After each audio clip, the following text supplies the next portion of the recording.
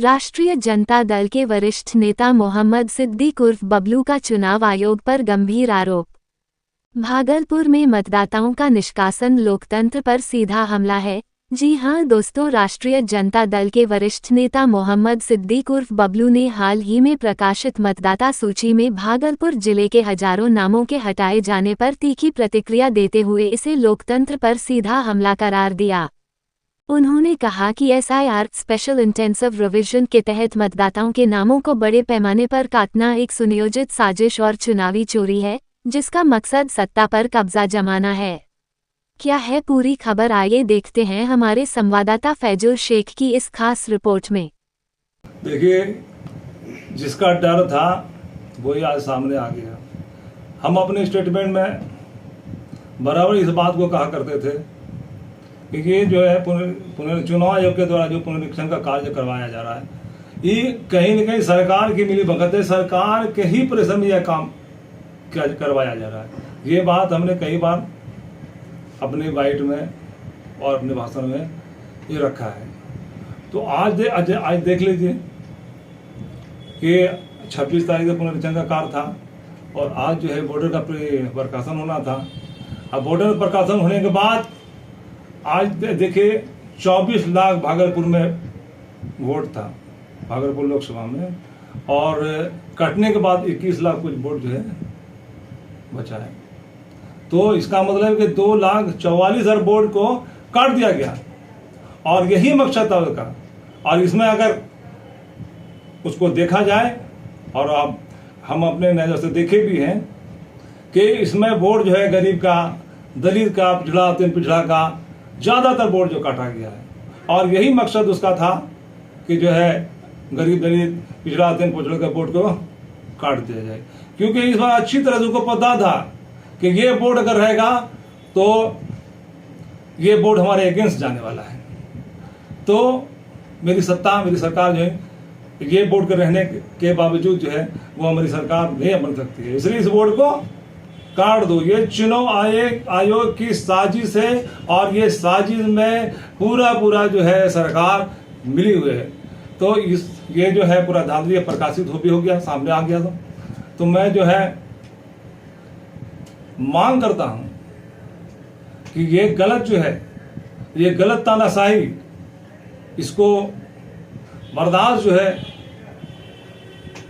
यहाँ की जनता और विपक्ष के जितने नेता लोग हैं वो नहीं करेंगे।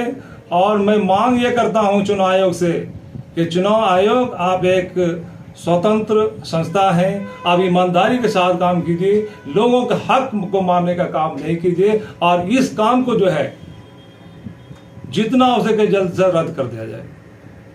आप नाथनगर विधानसभा के राष्ट्रीय जनता दल के बड़े लीडर हैं, तो आपको आवाम को क्या मैसेज देना चाह रहे हैं?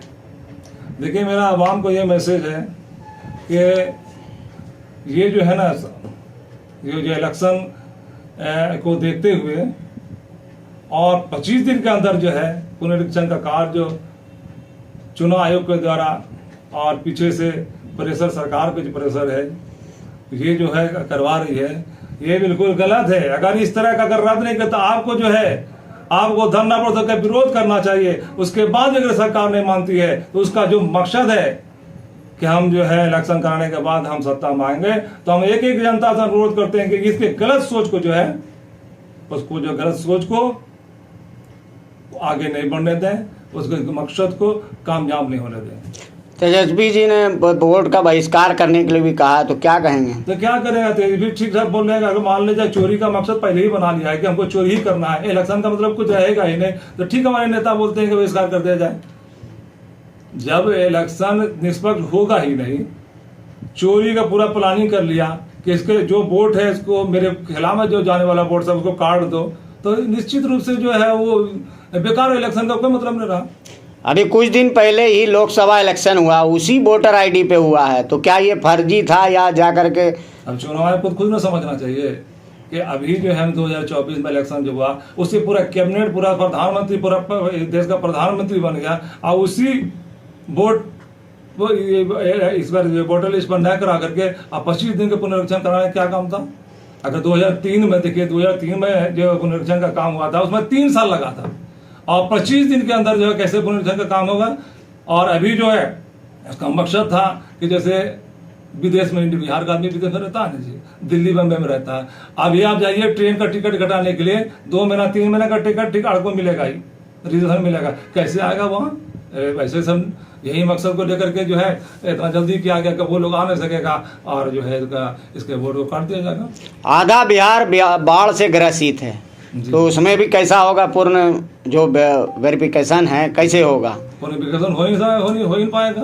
बहुत से लोग अभी जो हमारे एक पत्रकार थे बिहार में, अजीत अंजुम जी, वो जो है अपने इंटरव्यू ले रहे थे पटना में तो लोगों ने बतलाया कि मेरा बाप 6 साल पहले मर गया, और उसके बाद हमको आता नहीं, ये आता है मैसेज आता है कि आपका जो है सफलतापूर्वक आपका फॉर्म जमा हो गया।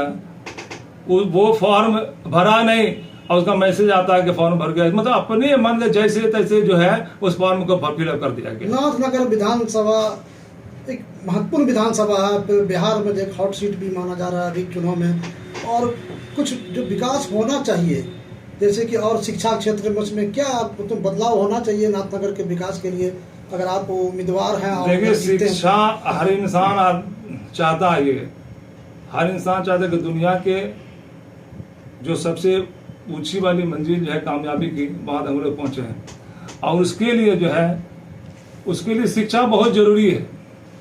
तो शिक्षा में जितना भी काम किया उससे ज़्यादा की शिक्षा में काम करने की ज़रूरत है, क्योंकि एक शिक्षित आदमी जो क्या होता है ना कि किसी भी क्षेत्र में जाएगा वो, तो वो अपने परचम को जो कामयाबी के परचम को लहराएगा। इसलिए शिक्षा पर तो काम है लेकिन बहुत कमी है, शिक्षा पर पूरा जोर होना चाहिए। अपना परिचय।